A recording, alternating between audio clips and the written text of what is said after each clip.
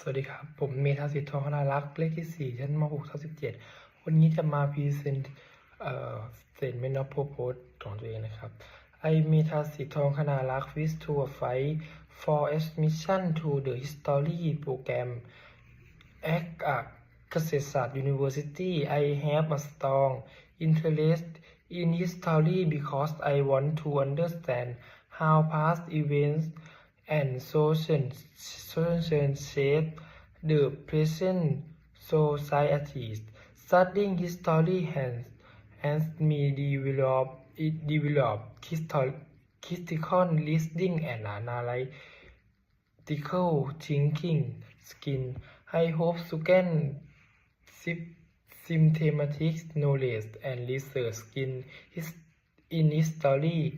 in the future. I hope to use this knowledge to contribute to society through education or research. ขอบคุณครับ